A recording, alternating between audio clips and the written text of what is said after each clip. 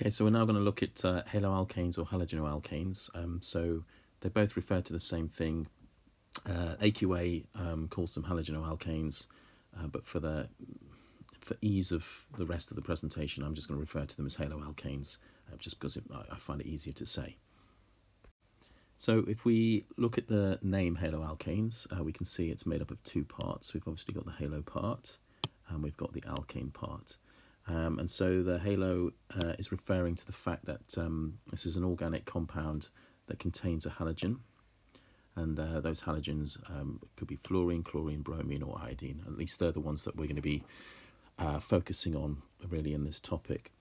It's also got the alkane part of it, so that also tells us that the rest of the molecule is fully saturated. Now, it is possible to have an unsaturated part of the molecule, but then we would be talking about two functional groups rather than one, because we'd also be talking about a carbon-carbon double bond or an alkene group, which is a separate functional group. So we are just focusing on molecules that have only one functional group. That's because of the halogen. So the rest of the molecule we're treating as being an alkane, as being a fully saturated compound. Before we look specifically at how haloalkanes react, we're just going to look at this way of classifying organic molecules. It's going to be something that crops up in other topics. In fact, it's a classification that's probably most relevant when we look at alkenes, and we look at a thing called carbocations in the alkenes topic, and also when it comes to alcohols, because we need to appreciate whether an alcohol is classed as primary, secondary, or tertiary to sort of decide what the product's going to be, if it's oxidized, or if there can be any products, in fact. Okay, so I'm just going to color code. So we're going to primary. What we can see, we've got a primary molecule on the left, and what we're focusing on is how many carbons are, or how many carbon chains, perhaps is another way, perhaps a better way of phrasing it, is attached to the carbon that is the carbon halogen, the thing that makes it a halogenoalkane. So it's a haloalkane because it's got a halogen bonded to a carbon, and then we're deciding whether it's primary, secondary, or tertiary based on how many carbon or carbon chains are joined to the carbon with the halogen. So if we look at the secondary one now, what we can see is, there's our carbon halogen group. And we can see that we have two carbons. Okay, so that's why it's being classed as secondary. Two carbons or two carbon chains attached to that carbon halogen bond or group. And then if we look at the third, we've got the carbon halogen. Just going to say, look, this is the tertiary one, and we find that attached to that carbon halogen group are three different carbons or three different carbon chains.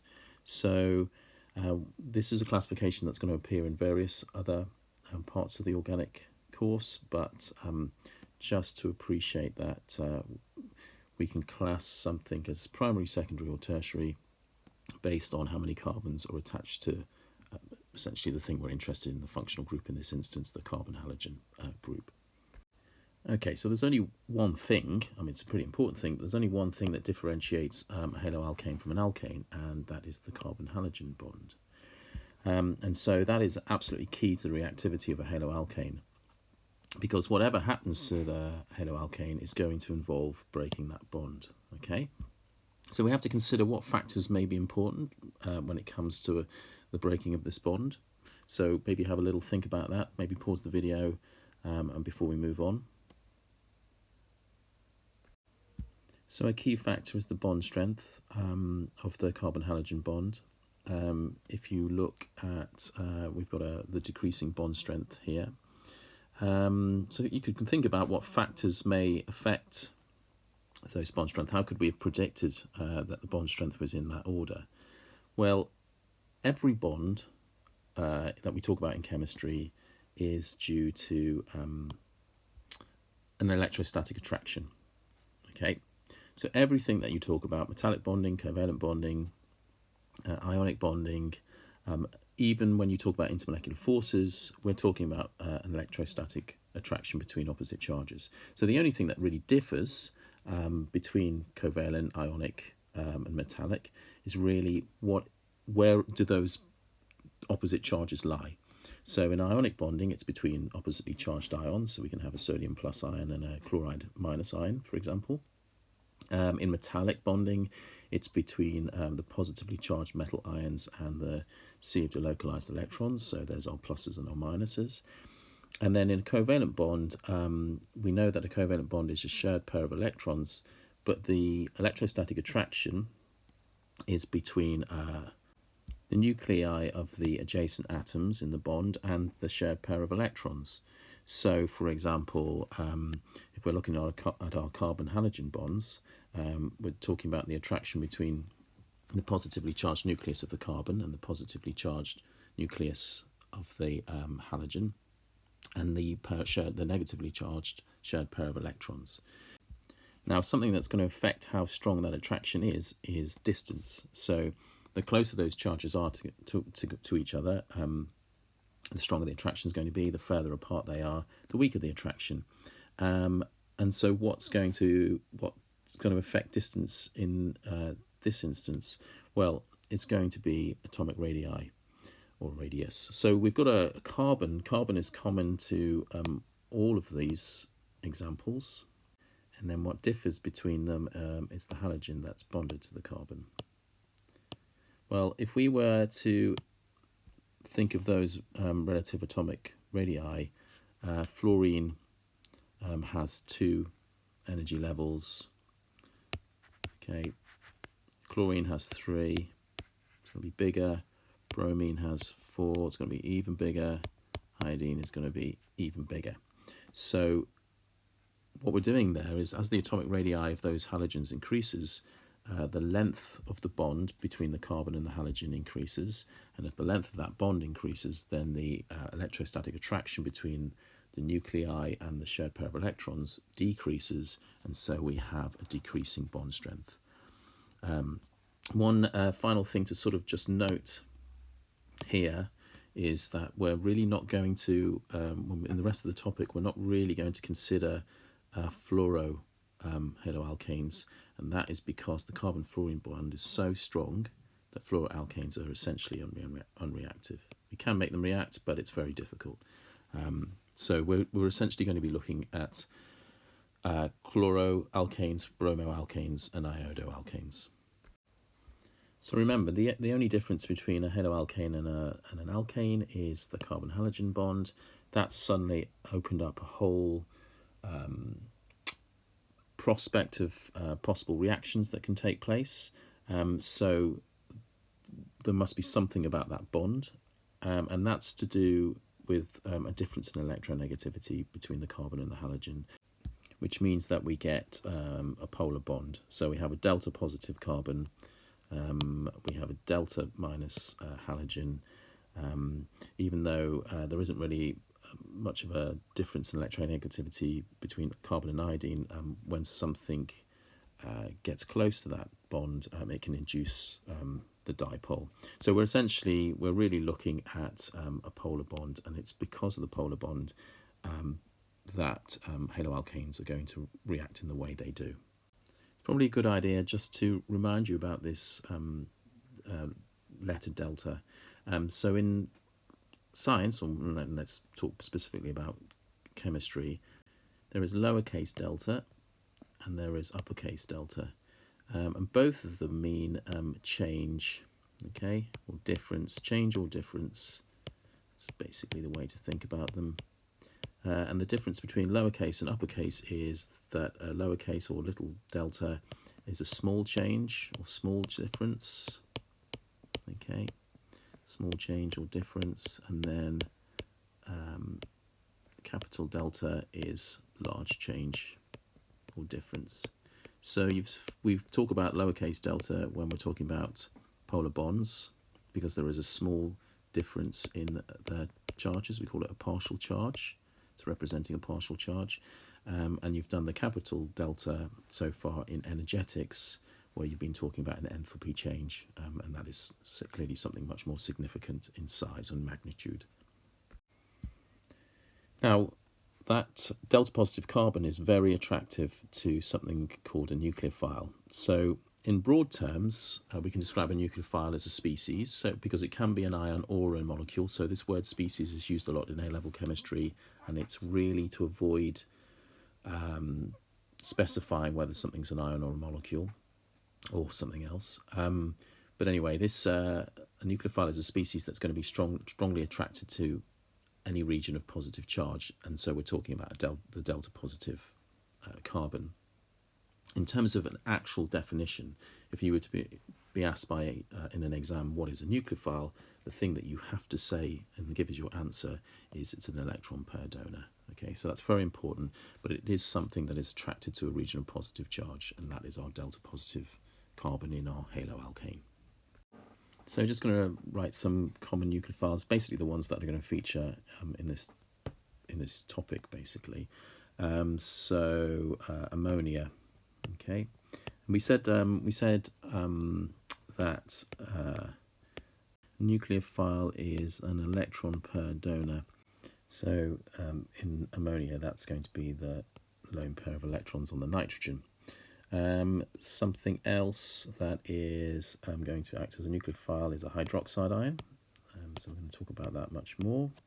Just going to show the lone pair because in our mechanisms that we're going to look at in a second, we're going to always have to show the lone pair or the pair of electrons that's moving in the mechanism. We've got cyanide. Okay. And then I'm just going to add water. I'm just going to put the lone pair as well. Okay. So they're common nucleophiles. They're going to be electron pair donors in our mechanisms. So the name given to the reaction that's going to take place with haloalkanes, or at least one of the reactions that's going to take place with haloalkanes, is nucleophilic substitution. Nucleophilic because it's going to involve a nucleophile. That's going to be an electron pair donor. It's going to attack the delta positive carbon. And substitution because the thing that's doing the attacking, the nucleophile, is going to replace or substitute the halogen. Okay, so we've got our example in our equation. That nucleophile there could be an ion. So I should really just put that as a possibility. You may notice that my main equation, or the one that's initially, is drawn on or written on here, this one here, it's not actually balanced in terms of charge.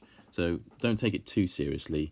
It's going to depend a little bit on the nucleophile. There might be another species that's made as a result of the reaction. It's simply just to show that whatever is acting as our nucleophile is going to replace or substitute our halogen. That's really all it's there to do. So here's the basic mechanism. Just taking a very simple bromoalkane. I'm not specifying what the nucleophile is.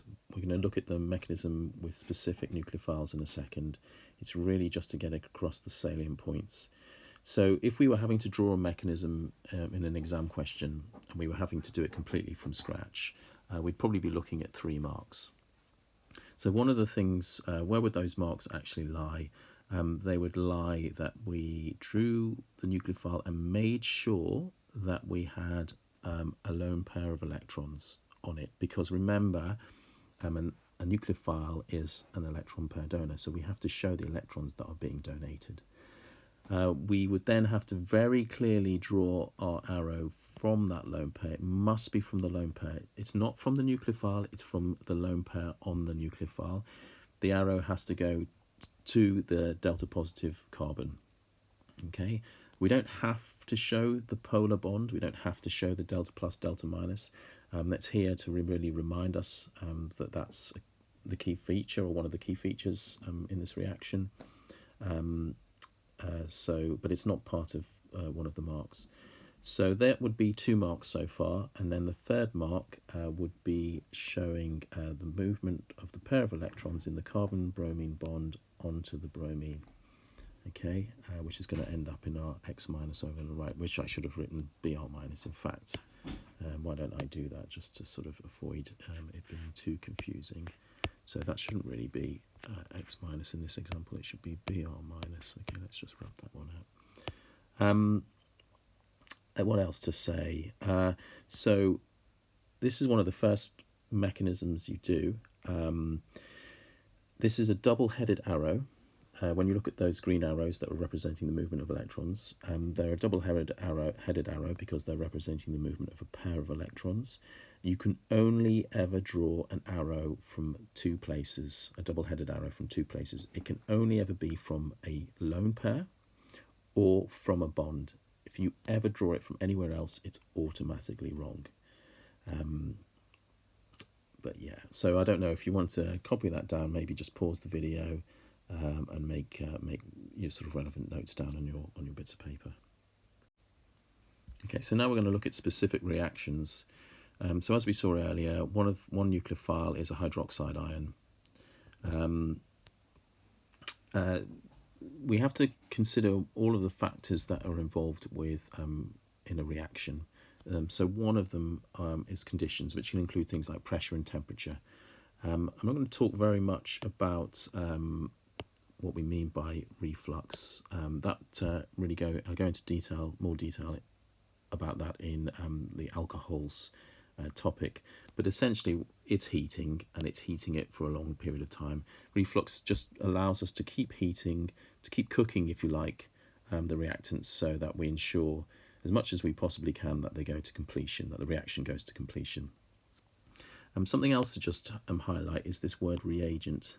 Okay, so in an exam question, they sometimes ask you for the reagent that you need to use or reagents that you need to use. When they say reagent, they mean what is the name of the bottle that you would have got out of the store cupboard, or you would have got from the side of the lab, or that you basically would have been pouring into your measuring cylinder or whatever. So it's not necessarily the actual species, it's the source of the species.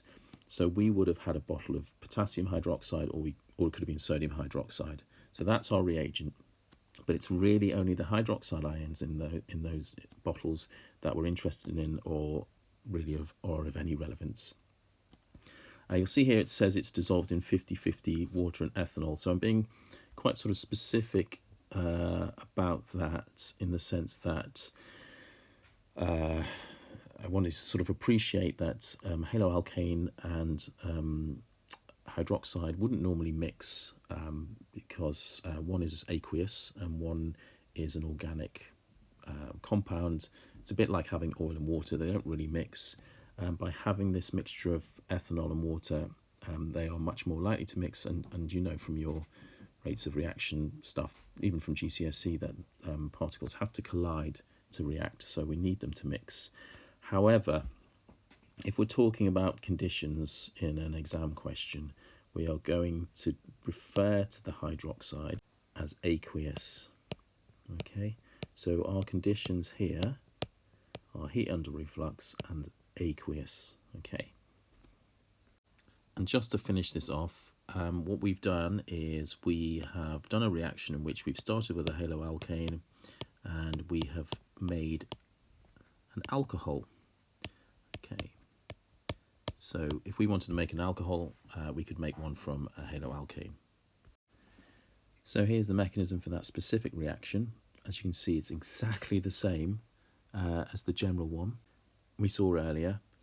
So we have got our nucleophile, we're showing the lone pair of electrons. We've got the arrow showing the movement of that pair of electrons towards the delta positive carbon. At the same time, the pair of electrons in the carbon-bromine bond move on to the bromine. So we are getting the nucleophiles substituting our halogen. So here's our next nucleophile, cyanide. Not really much difference to what we had with the hydroxide ion acting as a nucleophile. We heat it under reflux. Because we've got an ionic reagent again, an ionic compound as a reagent, that's sodium cyanide or potassium cyanide, that's going to be the source of our cyanide ions.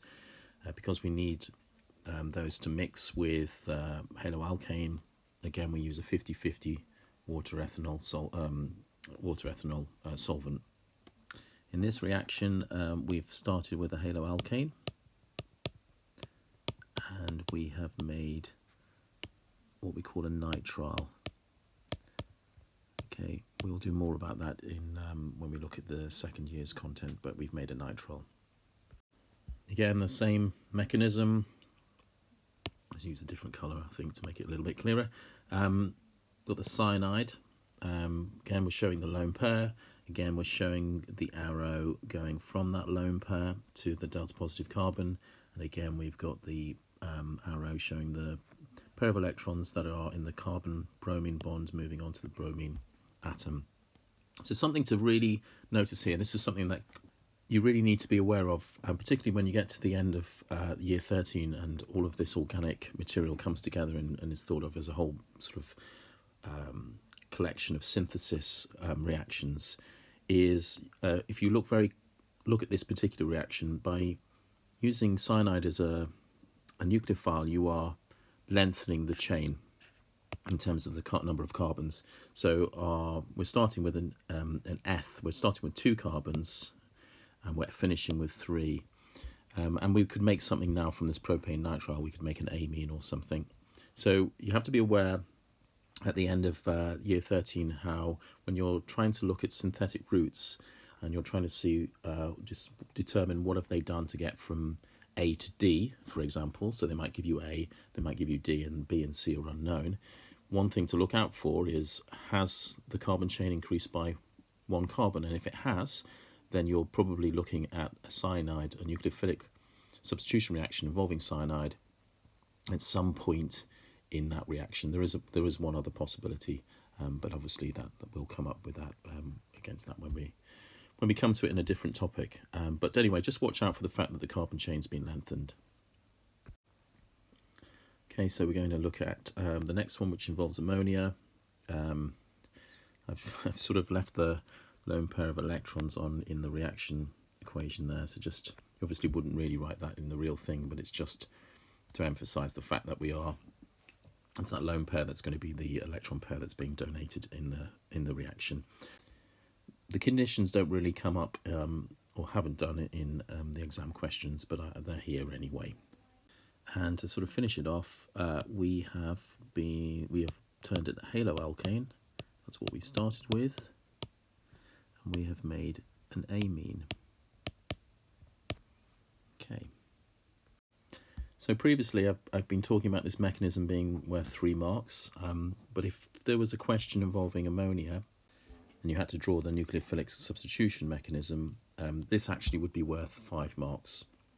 So if we go through that and why it's worth 5 marks as opposed to 3, which is what it's been prior to this, the first 3 marks are exactly the same as the 3 marks that you would get if it had been hydroxide or cyanide. Our lone pair, very clearly with the pair of electrons, we've got an arrow from the lone pair to the delta positive carbon, and we've got an arrow showing the pair of electrons in the carbon halogen bond going on to the halogen. Again, there's our 3 marks. We then get a 4th mark for drawing this structure. Okay, so essentially we're showing the positive charge.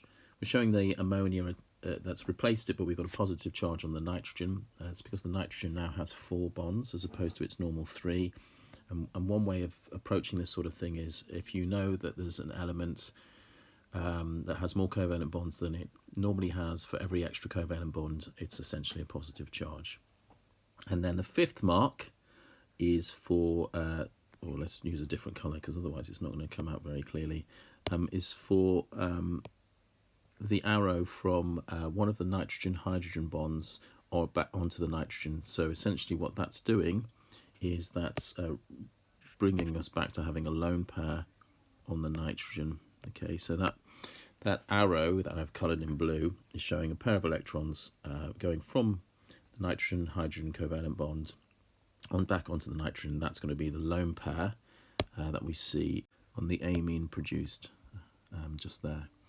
If it helps you understand the mechanism, there is a second ammonia, and it's essentially that second ammonia that's removing what is in effect an H plus from that intermediate, from the intermediate that we've got with the positive charge, and that's going to create ammonium, which is why I've got an H4 plus in our products. But in the exam, that's not worth a mark. Okay, so having that ammonia is not worth a mark. In fact, what you'll probably see in any mark scheme is brackets around that ammonia and the arrow, That is essentially what it's saying is it's correct, but it's not worth any marks. So anything in brackets, they basically mean it can be ignored. So they are ignoring that part of the mechanism when it comes to awarding the marks. But it does help you, I think, understand what's going on, which is why I've left it here. Okay, so our focus so far has been entirely on nucleophilic substitution. So where a nucleophile has been involved, something that's an electron pair donor, and that has been substituting or replacing the halogen. But there is another type of reaction that haloalkanes can undergo, and that's elimination. And we're going to meet elimination in another part of the course as well. And in simple terms, it's just the removal of a simple molecule, hence its name, elimination. Okay, so now this is an interesting thing to sort of pay attention to. We have had a hydroxide ion already. It's been one of our example nucleophiles. It's been acting in a nucleophile in the nucleophilic substitution reactions that we did earlier. But here it's got a different role. For a start, it's not substituting the halogen. If you look at the equation, the OH has not substituted the bromine in this particular example. So it's got a different role in this reaction, which we're going to talk about in a second. Again, you know, heating under reflux. But notice we've got the same reagent, potassium hydroxide. It could have been sodium hydroxide, but the thing that's different this time is, whereas before we had it in a 50-50 water to ethanol solvent, here it's dissolved completely in ethanol. And if you remember, on the nucleophilic substitution, I ultimately described the condition as aqueous. So we said KOH aqueous. This time we're going to describe it as KOH and then ethanol or ethanolic. It doesn't have to be ethanol, by the way. There has been an exam question where they used propan-1-ol.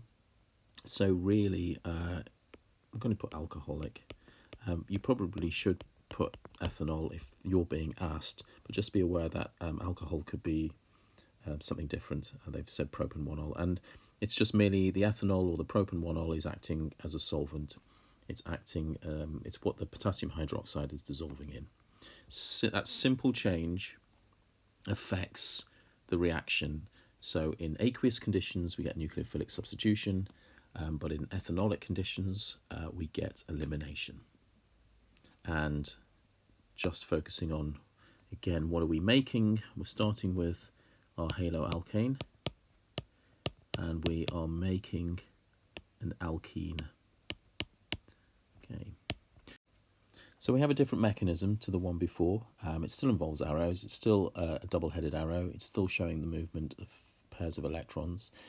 Only this time the hydroxide isn't acting as a nucleophile, it's acting as a base. You'll do acids and bases as a topic in year 13, and we just define an acid as a proton donor and a base as a proton acceptor. And so the hydroxide here is accepting a proton, an H+. The H+ that it's accepting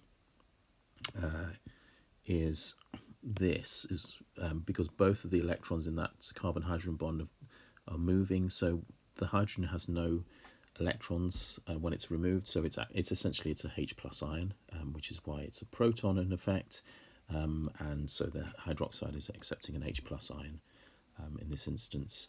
You can draw, I like to draw it in this particular way. It gives it like sort of a cascading effect. You know, you can sort of see that it's cascading down. So we've got from the lone pair, then from the carbon-hydrogen bond onto the between the carbon-carbon, and then from the carbon-bromine, the pair of electrons in the carbon-bromine bond onto the bromine.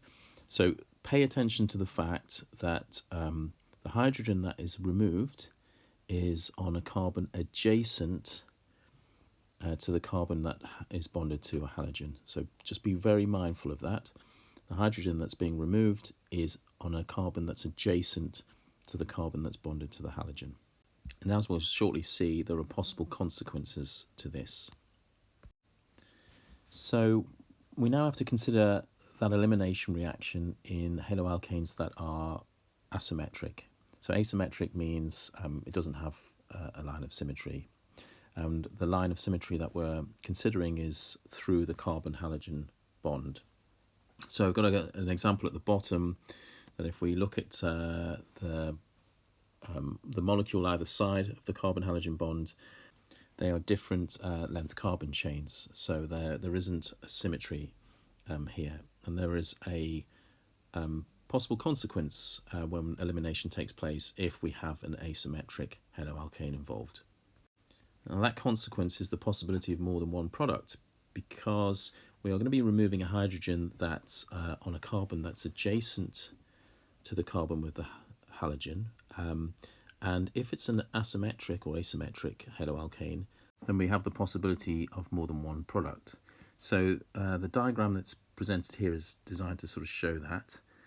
So we obviously only have the one carbon-bromine bond, but we could be removing the hydrogen to the right of the carbon hydrogen, to the right-hand side, or we could be removing the one to the left on the left-hand side. So I've used a sort of a lilac to show the left and an orange to show the right. And as you can see, and so the colours on the arrows are designed to demonstrate that. And you see if the hydrogen on the left gets removed, we would make but-1-ene. If the hydrogen on the right was removed, we make but-2-ene. So we've got position isomers as in terms of possible products there. But also with the but-2-ene, it is possible to exist in two geometric isomer forms. We could have the Z form, but-2-ene, or E-but-2-ene. So there are actually three possible products with our example here of 2-bromobutane. So typically in an exam question, what they would do is they would ask you to draw the mechanism and to produce, and they would refer to a particular product. So they would say to produce but-1-ene or to produce but-2-ene. They then could extend the question and ask something along the lines of how could there be three possible products, or words to that effect. And you would have to talk about the fact there were two position isomers in this instance, and one of those position isomers could exist as two geometric isomers. But they would only ask you for one mechanism, and they would specify which product they wanted. So this question is referring to how do we know it's a chloroalkane or a bromoalkane or an iodoalkane. So maybe just have a little think about that, pause the video, and when you feel that you've got an answer or you can't think of an answer, then press play and carry on. So if we go back to one of the first reactions we looked at, which was aqueous sodium hydroxide, here we're not looking at it in terms of a nucleophilic substitution reaction. We're more thinking of it in terms of, well, that's a way to release the halogen as a halide ion.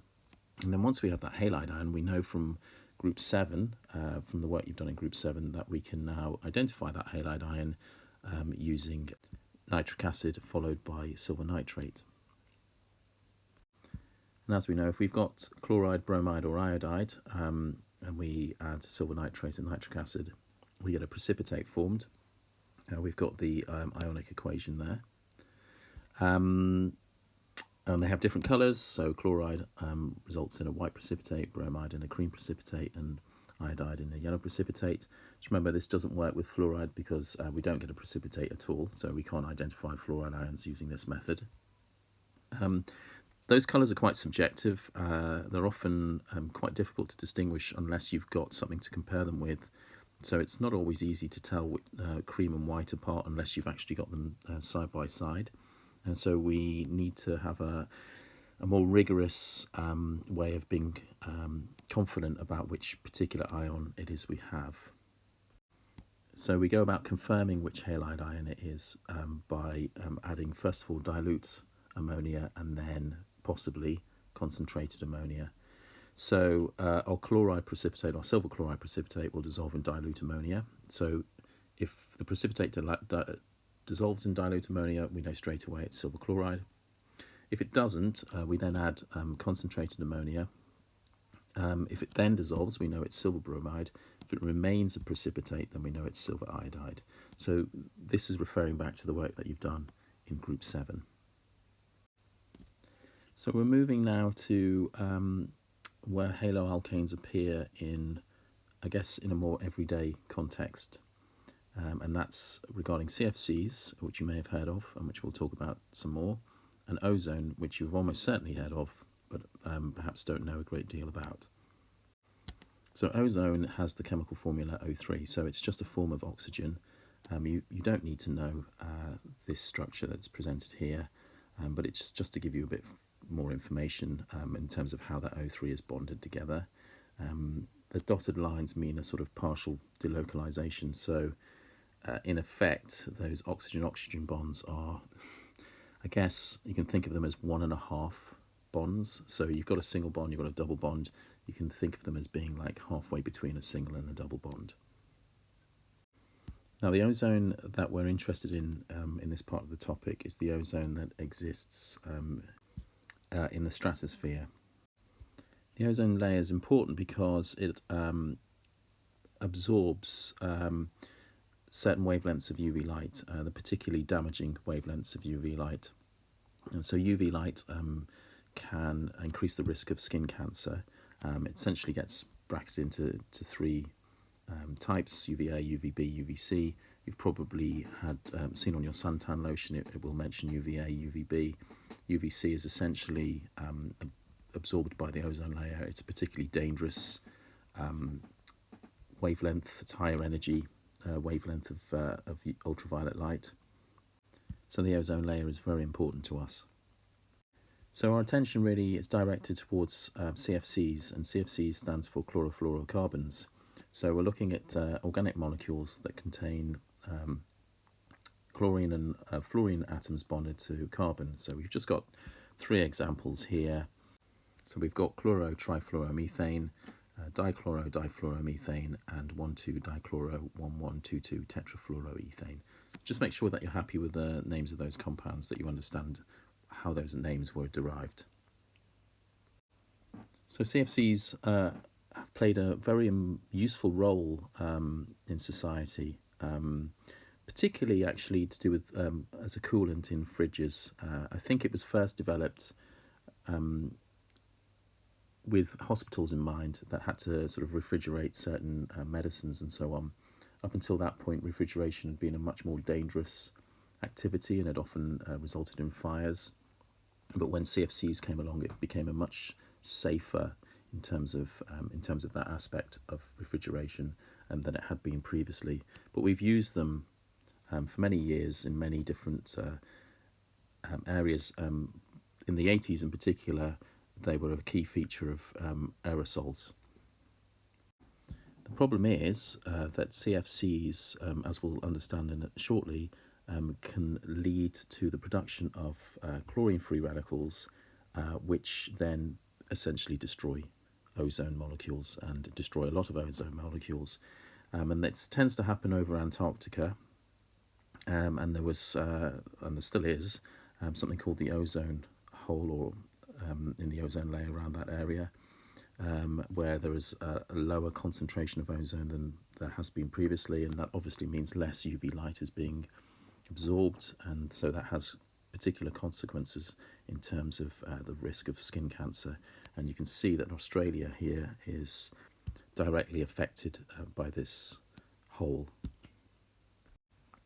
So when we did alkanes, alkanes were very unreactive molecules, but they could be made to react if we'd produced, if we had a free radical, and we produced a free radical by having a halogen such as chlorine or bromine and UV light, and exposing them to UV light, and UV light provided enough energy to break those halogen bonds to produce the chlorine-free radical or the bromine-free radical. Well, something similar can happen with CFCs in the stratosphere. So if we just take a very sort of simple CFC, so we'll just take one, let's put fluorine on all of the other. Okay, so this is a very simple CFC.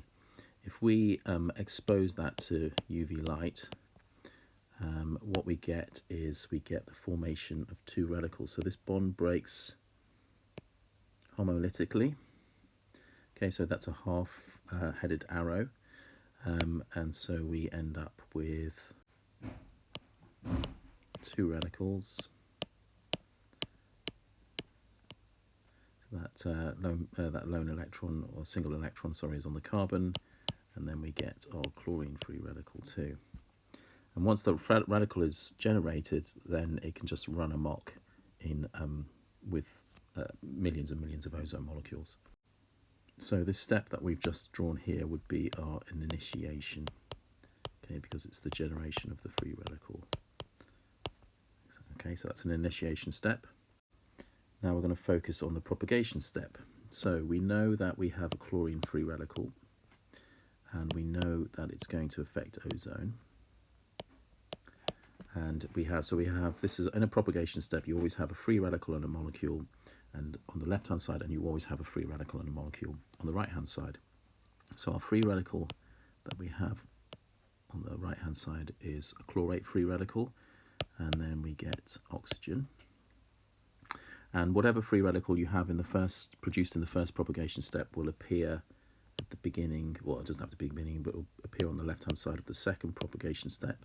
So there's our chlorate free radical. Again, it's ozone. And then we end up with 2 oxygen molecules, plus we have our free radical regenerated. So that's what makes it a catalyst. If I add those two equations together, okay, so that we can see what the overall equation is. So I'm just adding both sides. Okay. So chlorate free radical and our oxygen plus 2O2 plus our chlorine free radical again. And then we can cancel anything that appears on both sides like we would do if it was maths. So we've got a chlorine free radical on both sides. Got a chlorate free radical on both sides. So let's write the overall equation.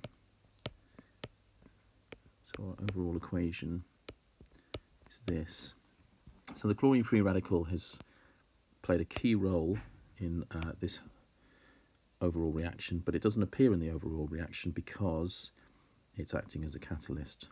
So it's speeding up the rate of decomposition of ozone into oxygen, but it's being regenerated. That's why it can go on and destroy many, many ozone molecules. Okay. All right, so that's a very important pair of equations that you need to know. They can absolutely come up in an exam or an exam question. So CFCs were banned, I think in the late 80s. If it wasn't the late 80s, it was the early 90s. But obviously they were doing something useful. So although we banned them, we needed to have something else to do the job that we're doing. And we came up with, or scientists came up with Hfcs. So they don't have the chlorine, so you can't have the formation of the free radical. We've only got carbon, hydrogen, and carbon fluorine bonds. They are not broken by UV light. UV light does not provide enough energy to break those bonds. So they're very stable molecules. They still do the job that CFCs did. The only problem now is that these molecules are actually powerful greenhouse gases. So they solve the problem of ozone, but if anything, best case scenario is they're as bad a greenhouse gas as CFCs. Worst case scenario is that they're worse. But this was the solution to the whole ozone problem. And that's haloalkanes. So if you have any queries, let me know and I'll try and sort them out.